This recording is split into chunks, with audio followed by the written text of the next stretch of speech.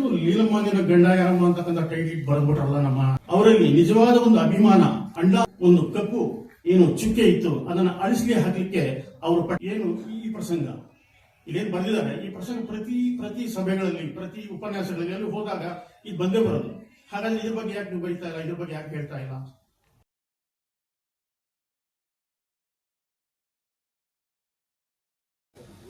ವೇದಿಕೆಯಲ್ಲಿ ಆಸೀನರಾಗಿರ್ತಕ್ಕಂತಹ ಈ ಕಾರ್ಯಕ್ರಮವನ್ನು ಉದ್ಘಾಟಿಸಿ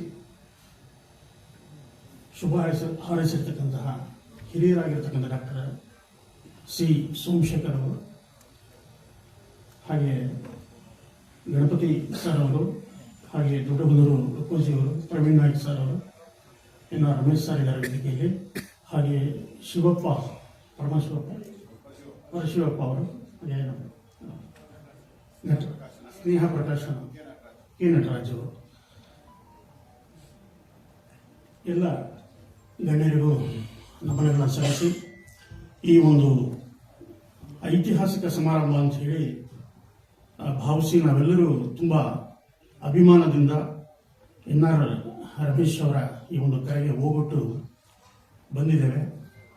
ಅವರೇ ಹೇಳಿದಾಗೆ ಅಣ್ಣವರ ಬಗ್ಗೆ ಬರಿದೇ ಇರತಕ್ಕಂತಹ ವಿಷಯಗಳಿಲ್ಲ, ಹಾಗೆ ಅವರ ಬಗ್ಗೆ ವ್ಯಾಖ್ಯಾನಗಳನ್ನ ಮಾಡದೇ ಇರತಕ್ಕಂತಹ ಉಪನ್ಯಾಸಕರಿಲ್ಲ.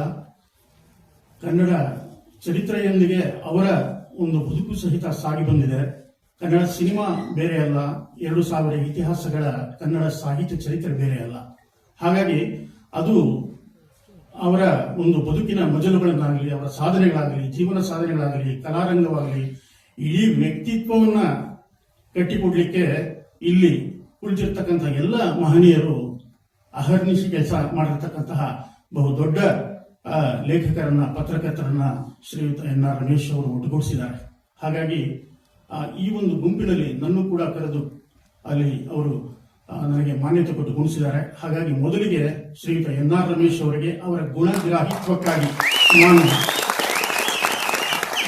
ಅಪಾರವಾಗಿ ಅವರನ್ನ ಅಭಿಮಾನದಿಂದ ಧನ್ಯವಾದಗಳನ್ನ ಹೇಳ್ತಾ ಇದ್ದೇನೆ. ಶ್ರೀಯುತ NR ರಮೇಶ್ ಅವರನ್ನ ನಾನು ಮೊದಲಿಂದಲೂ ಗಮನಿಸ್ಕೊಂಡು ಬರ್ತಾ ಇದ್ದೀನಿ. ಅವರ ಕ್ಷೇತ್ರ ರಾಜಕೀಯ ಇರಬಹುದು, ಸಮಾಜ ಸೇವೆ ಇರಬಹುದು, ಆದರೆ ಎಲ್ಲದರಲ್ಲೂ ಕೂಡ ಅವರಿಗೆ ಮಾರ್ಗದರ್ಶಿಯಾಗಿರ್ತಕ್ಕಂಥದ್ದು, ಪ್ರೇರಣೆ ಆಗಿರ್ತಕ್ಕಂಥದ್ದು, ಪ್ರಭಾವವನ್ನು ಅವರಿಗೆ ನೀಡಿರ್ತಕ್ಕಂಥದ್ದು ಅಣ್ಣ ಅವರು. ಅದು ನಿಜವಾಗ್ಲೂ ತುಂಬಾನೇ ನನಗೆ ಮೈ ರೋಮಾಂಚನ ಆಗುತ್ತೆ. ಇಂತಹ ಒಬ್ಬ ನೇತಾರರನ್ನ ನಾವು ಹೊಂದಿದೀವಲ್ಲ ಕನ್ನಡ ನಾಡಿನಲ್ಲಿ, ಅದು ರಾಜಧಾನಿಯಲ್ಲಿ. ಅವರ ಸಾಧನೆಗಳನ್ನು ನೋಡಿದ್ವಿ, ಅದರ ತೋರಿಸಿದ್ರು ದೃಶ್ಯ, ಇದರ ಮೂಲಕ ತೋರಿಸಿದ್ರು ಅವರ ಒಂದು ಸಾಧನೆಗಳನ್ನ. ಎಲ್ಲೂ ಕೂಡ ಅವರು ನಾನು ಅಂತಕ್ಕಂಥದ್ದು ಎಲ್ಲೂ ನಾನು ನೋಡಿಲ್ಲಪ್ಪ ಅವರ ಇದರಲ್ಲಿ. ವಿನಯವನ್ನೇ ವಿದ್ವತ್ತಾಗಿ ಮಾಡಿಕೊಂಡಂತಹ ಅಣ್ಣ ಅವರ ಗುಣ ಮೊದಲಿಗೆ ಅವರು ಅದನ್ನು ಕಲ್ತಿದ್ದಾರೆ. ಸೊ ಹಾಗಾಗಿ ಅವರು ಇನ್ನೂ ಎತ್ತರಕ್ಕೆ ಬೆಳೀತಾರೆ. ಅಣ್ಣವರ ಆದರ್ಶಗಳನ್ನ ಅಳವಡಿಸಿಕೊಂಡಿರೋದ್ರಿಂದ ಅವರಿಗೆ ಇಂತಹ ಒಂದು ಪುಸ್ತಕವನ್ನು ಬರೀಲಿಕ್ಕೆ ಸಾಧ್ಯ ಆಗಿದೆ ಅಂತಕ್ಕಂಥದ್ದನ್ನ ನಾನು ಗಮನಿಸಿದ್ದೇನೆ. ಯಾಕಂದ್ರೆ DVG ಅವರು ಒಂದ್ ಕಡೆ ಒಂದು ಮಾತು ಹೇಳ್ತಾರೆ, ಒಬ್ಬ ಲೇಖಕನಿಗೆ ಮೊದಲಿಗೆ ಇರಬೇಕಾಗಿರ್ತಕ್ಕಂಥದ್ದು ಸೃಜನಶೀಲತೆ, ನೈತಿಕ ಪ್ರಜ್ಞೆ, ಸಮಾಜದ ಸೌಖ್ಯ. ಈ 3 ಇರ್ತಕ್ಕಂಥವ್ ಮಾತ್ರ ನಿಜವಾದ ಕಳಕಳಿಯ ಒಬ್ಬ ಲೇಖಕನಾಗ್ತಾನೆ. ಅವನಲ್ಲಿ ಮಾತ್ರ ಸೃಜನಶೀಲತೆ ಇರುತ್ತೆ ಅಂತ. ಆ 3 ಗುಣಗಳನ್ನು ಒಳಗೊಂಡಿರ್ತಕ್ಕಂಥ NR ರಮೇಶ್ ಅವರು ನಿಜವಾಗಿಯೂ ನಾವು ಹೇಳಬಹುದು, ನಾವು ಅನ್ಕೋಬಹುದು, ಏನು ಲೀಲಮ್ಮನಿನ ಗಂಡ ಯಾರಮ್ಮ ಅಂತಕ್ಕಂಥ ಟೈಟಿಲ್ ಬರೆದ್ಬಿಟ್ರಲ್ಲ ನಮ್ಮ NR ರಮೇಶ್ ಅವರು ಲೇಖಕರು. ಮತ್ತಿನ್ನೇನಾದ್ರು ಬೇರೆ ಒಂದು ಟೈಟಿಲ್ ಇಡಬಹುದಾಗಿತ್ತೇನೋ ಅಂತ ಅನ್ಸುತ್ತೆ. ಆದರೆ ಅವರಲ್ಲಿ ಇರ್ತಕ್ಕಂತಹ ಒಂದು ಒಳಬೇಗುದಿ, ಆ ಒಂದು ತುಡಿತ ಏನಿತ್ತು, ಅದು ಇಡೀ ಕನ್ನಡ ನಾಡಿನಲ್ಲಿ ಇರ್ತಕ್ಕಂತಹ ಎಲ್ಲ ಕನ್ನಡಿಗರ, ರಾಜ ಅಭಿಮಾನಿಗಳ ಅಥವಾ ರಾಜರನ್ನ ಪ್ರೀತಿಸತಕ್ಕಂತಹ ಜನಗಳ ಒಂದು ಆಶಯ ಏನಿತ್ತು, ಅದೆಲ್ಲವನ್ನ ಒಳಗೊಂಡಂತಹ ಒಂದು ಆ ತುಡಿತ ಏನಿತ್ತು, ಅದನ್ನ ಅವರು ಈ ಪುಸ್ತಕದ ಮೂಲಕ ಸಾದರಪಡಿಸಿದ್ದಾರೆ. ನಾವೆಲ್ಲರಿಗೂ ಕೂಡ ನಾನು ಹೇಳಿದ ಹಾಗೆ ನಾವೆಲ್ಲರೂ ದಶಕಗಳಿಂದ, ನಾನು ಸುಮಾರು 45 ವರ್ಷದಿಂದ ಬರ್ತಾ ಇದ್ದೀನಿ ಅಣ್ಣವ್ರ ಬಗ್ಗೆ. 45 ವರ್ಷದಿಂದ ಇಲ್ಲಿನವರೆಲ್ಲ ದೊಡ್ಡ ಕೆಲಸಗಳನ್ನು ಮಾಡಿರೋರು. ವಿಶ್ವಮಟ್ಟದಲ್ಲಿ ರಾಜ್ಕುಮಾರನ್ನ ನಿಲ್ಲಿಸಿರ್ತಕ್ಕಂತಹ ಲುಕೋಜರಿದ್ದಾರೆ, ಗಣಪತಿ ಅವರಿದ್ದಾರೆ, ಅವರ ಅಂತರಂಗದ ಸಂದರ್ಶನ ಮಾಡಿದವರು. ಪ್ರವೀಣ್ ನಾಯ್ಕ್ ಅವರಂತೂ ಇದುವರೆಗೂ ಅವರು ಅಣ್ಣವರ ಬಗ್ಗೆ ಅವರ ಅಂತರಂಗದ ಮಾತುಗಳು ಇಂತಹ ಹಲವಾರು ಇದನ್ನು ಸಾಮಾಜಿಕ ಜಾಲತಾಣಗಳಲ್ಲಿ ಅವರು ಹಂಚ್ತಾನೆ ಇದ್ದಾರೆ. ಹೀಗಾಗಿ ಇವರೆಲ್ಲರ ಮೂಲಕ ಅಣ್ಣವರನ್ನ ನಾವು ಇವತ್ತು ಕೂಡ ಕಾಣ್ತಾನೆ ಇದ್ದೀವಿ. ಆ ದೃಷ್ಟಿಯಲ್ಲಿ NR ರಮೇಶ್ ಅವರು ತಗೊಂಡಂತಹ ಸಬ್ಜೆಕ್ಟ್ ಏನಿತ್ತು, ಎಲ್ಲೂ ಬರೆದಾಗಿದೆ, ಅಣ್ಣವರ ಬಗ್ಗೆ ಎಲ್ಲವನ್ನೂ ಹೇಳಿ ಆಗಿದೆ, ಎಲ್ಲವನ್ನೂ ವ್ಯಕ್ತಿತ್ವ ದರ್ಶನದಲ್ಲಿ ಇಳಿಸಾಗಿದೆ, ಎಲ್ಲ ಗುಣಗಳನ್ನ ರಾಜ್ಕುಮಾರ್ ಅವರು. ಅದು ಇದ್ಯಾಕೆ ಬಂತು? ಅವರಲ್ಲಿ ನಿಜವಾದ ಒಂದು ಅಭಿಮಾನ, ಅಣ್ಣ ಅವರಿಗೆ ಇಟ್ಟಂತಹ ಒಂದು ಏನು ಅವರೇ ಹೇಳ್ತಾರೆ ಒಂದ್ ಕಡೆ ಮೇಲೆ, ಇದು ಮೇರು ಸದೃಶ ಬದುಕಿಗೆ ವಿಕಾರವನ್ನು ಅಂಟಿಸುವ ಕೆಲಸ. ಇದು ನಾವು ಕೂಡ ಬಹಳಷ್ಟು ಕಡೆ ನಾವು ಕೇಳಿದೀವಿ. ಈ ಮಾತು ಬರ್ತಾ ಇತ್ತು. ಏನು ಈ ಪ್ರಸಂಗ ಇದೇನು ಬಂದಿದ್ದಾರೆ, ಈ ಪ್ರಸಂಗ ಪ್ರತಿ ಸಭೆಗಳಲ್ಲಿ, ಪ್ರತಿ ಉಪನ್ಯಾಸಗಳಲ್ಲಿ ಅಲ್ಲಿ ಹೋದಾಗ ಇದು ಬಂದೇ ಬರೋದು. ಹಾಗಾದ್ರೆ ಇದ್ರ ಬಗ್ಗೆ ಯಾಕೆ ನೀವು ಬರೀತಾ ಇಲ್ಲ, ಇದ್ರ ಬಗ್ಗೆ ಯಾಕೆ ಹೇಳ್ತಾ ಇಲ್ಲ? ನಮ್ಮ ರಘುಜರ್ ಅವರು ಕೂಡ ಇದರ ಬಗ್ಗೆ ನಾವು ಸಾಕಷ್ಟು ಚರ್ಚೆಗಳನ್ನು ಮಾಡಿದ್ವಿ. ಇದು ಬರುತ್ತೆ ಈ ಸಬ್ಜೆಕ್ಟ್ ಅಂತ ಹೇಳಿ. ಸೊ ಹಾಗಾಗಿ ಈ ಒಂದು ಫೋಟೋ ಸಾಕು ಅಲ್ವಾ? ಹೀಗಾಗಿ ಇದನ್ನ ಇಟ್ಕೊಂಡು ಅವರು ಮಾಡಿರ್ತಕ್ಕಂತಹ ಈ ಕೆಲಸ ಏನಿದೆ ಅದನ್ನ ನಾನು ಈ ಪುಸ್ತಕ ಕೈ ಕೊಡ್ತಾರೆ ನನಗೆ ಒಂದು ಜ್ಞಾಪಕ ಬಂತು. ಅದನ್ನು ಟಿಪ್ಪಣಿ ಮಾಡಿಕೊಂಡೆ. ರಾಷ್ಟ್ರಕವಿ ಕುವೆಂಪು ಅವರು DBJ ಅವರ ಮಂಕುತಿಮ್ಮನ ಕಗ್ಗನ ಅವರು ಕೈ ಕೊಟ್ಟಾಗ ಅವರು ಹೇಳ್ತಾರೆ, ಹಸ್ತಕ್ಕೆ ಬಂದಾಗ ನಾನು ನಕ್ಕೆ, ನಾನು ಹಸ್ತಕ್ಕೆ ಬಂದಾಗ ಮಂಕುತಿಮ್ಮನ ಕಗ್ಗ ನಾನು ನಕ್ಕೆ, ಓದುತ್ತಾ ಓದುತ್ತಾ ಮಸ್ತಕಕ್ಕೆ ಇಟ್ಟು ಗಂಭೀರನಾದೆ, ವಿಸ್ತಾರದ ದರ್ಶನಕ್ಕೆ ತುತ್ತ ತುದಿಯಲ್ಲಿ ನಿನ್ನ ಪುಸ್ತಕಕ್ಕೆ ಕೈ ಮುಗಿದೆ. ಮಂಕುತಿಮ್ಮ ಅಂತ ಹೇಳ್ತಾರೆ ಕುವೆಂಪು. ಅಂದ್ರೆ ಇದೇನೋ ನಕ್ಕು ಬಿಟ್ಟು ಅವರು ತಗೊಳ್ತಾರೆ, ಇದೇ ಮಂಕುತಿಮ್ಮ ಅಂತಿದೆಯಲ್ಲ ಅಂತ ಅಂದ್ಬಿಟ್ಟು ನಕ್ಕಿ ತಗೊಳ್ತಾರೆ ಕುವೆಂಪು ಅವ್ರ ಕೈಗೆ ಮಂಕುತಿಮ್ಮ. ಓದ್ತಾ ಓದ್ತಾ ಅವರು ಅದನ್ನ ಮಸ್ತಕಕ್ಕೆ ಇಟ್ಕೋತಾರೆ, ತಲೆಗೆ ಇರುತ್ತೆ ಅದರಲ್ಲಿರ್ತಕ್ಕಂಥ ವಿಚಾರಗಳು. ಹಾಗೆ ಅದರಲ್ಲಿರ್ತಕ್ಕಂಥ ವಿಸ್ತಾರದ ದರ್ಶನಕ್ಕೆ ತುತ್ತ ತುದಿಯಲ್ಲಿ ನಾನು ಕೈ ಮುಗಿದೆ ನಿನ್ನ ಪುಸ್ತಕಕ್ಕೆ ಅಂತ ಹೇಳ್ತಾರೆ. ಹಾಗಾಗಿ ನಿಜವಾಗ್ಲೂ ಇವತ್ತು ಎನ್ ಆರ್ ರಮೇಶ್ ಅವರಿಗೆ ನಾವು ಕೈ ಮುಗಿಬೇಕು. ಹೀಗಾಗಿ ನನಗೆ ಅನ್ಸದೇನಪ್ಪ ಅಂತಂದ್ರೆ, ಒಂದು ಅವರು ಆರಂಭದಲ್ಲಿ ತೋರಿಸಿದ್ರು ಕಸ್ತೂರಿ ನಿವಾಸದ ಒಂದು ಹಾಡನ್ನು ತೋರಿಸಿದ್ರು, ರಾಜ್ಕುಮಾರ್ ಬದುಕು ಹೇಗೆ ಅಂತ. ಅದು ರಾಜ್ಕುಮಾರ್ ಬಗ್ಗೆ ಅವರು ಇಟ್ಟಂತಹ ಅಭಿಮಾನ. ಹಾಗೆ ನಾನು ಒಂದು ಹೋಲಿಕೆಯನ್ನು ಮಾಡಲಿಕ್ಕೆ ಇಷ್ಟಪಡ್ತೇನೆ ಎನ್ ಆರ್ ರಮೇಶ್ ಅವರಿಗೆ.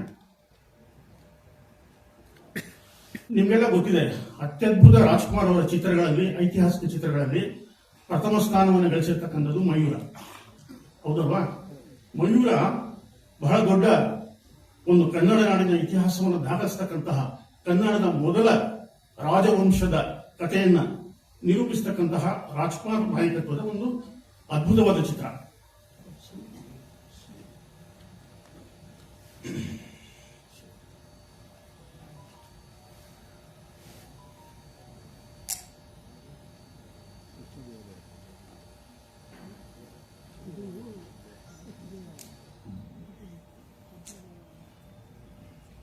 ಚಿತ್ರದ ಮಧ್ಯಭಾಗದಲ್ಲಿ ವಿರಾಮ ಇನ್ನೇನು ಬರುತ್ತೆ ಅನ್ನೋವಾಗ ಅವರು ಒಂದು ಡೈಲಾಗ್ ಮಾಡ್ತಾರೆ. ಆ ಸನ್ನಿವೇಶ ನಿಮ್ಗೆ ಗೊತ್ತು, ನಾನು ಮತ್ತೆ ಹೇಳಕ್ ಹೋಗೋದಿಲ್ಲ. ಅಲ್ಲೊಂದು ಸಂಭಾಷಣೆ ಬರುತ್ತೆ.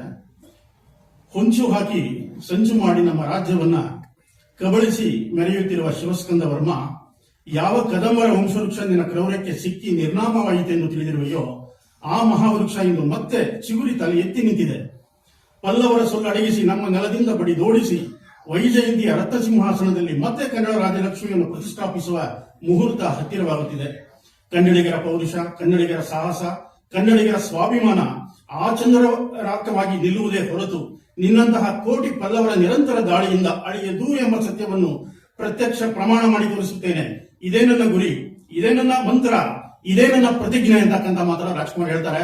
ಅದನ್ನು ನಾನಿಲ್ಲಿ ಎನ್ ಆರ್ ರಮೇಶ್ ಅವರ ಮುಖಾಂತರ ಈ ಪುಸ್ತಕದ ಬಿಡುಗಡೆಯ ಸಂದರ್ಭದಲ್ಲಿ ಅವರ ಮನದಾಳದ ಒಂದು ಮಾತುಗಳನ್ನು ಈ ಡೈಲಾಗ್ಗಳಿಗೆ ನಾನು ಹೋಲಿಕೆ ಮಾಡ್ತಾ ಇದ್ದೀನಿ. ಹಾಗಾಗಿ ಅವರಲ್ಲಿರ್ತಕ್ಕಂತಹ ಒಂದು ತುಡಿತ ಪೌರುಷಗಳೇನಿತ್ತು, ಕುದಿಯುವಿಕೆ ಏನಿತ್ತು, ಅದೆಲ್ಲವನ್ನು ಸಹಿತ ಅವರು ಅದನ್ನು ಈ ಪುಸ್ತಕದಲ್ಲಿ ಇವತ್ತು ಸಾದರಪಡಿಸಿದ್ದಾರೆ. ಹಾಗಾಗಿ ಅವರನ್ನ ನಾನು ಇಂದಿನ ಈ ಸಂದರ್ಭದ ಅವಾಸ್ತವತೆಯ ಸೊಲ್ಲನ್ನ ಅಡಗಿಸಿದ ಅಕ್ಷರ ಮಯೂರ ಅಂತ ಹೇಳಿ ನಾನು ಕರೀತೇನೆ. ಹಾಗಾಗಿ ಹಲವು ವರ್ಷಗಳ ಗೊಂದಲಗಳಿಗೆ ಸಮರ್ಥಪೂರ್ಣವಾದಂತಹ ದಾಖಲೆಯನ್ನು ಸಿದ್ಧಪಡಿಸಿ ಲಿಖಿತ ರೂಪದಲ್ಲಿ ನಮಗೆ ಅವರು ಸಿದ್ಧ ಮಾಡಿಕೊಟ್ಟಿದ್ದಾರೆ.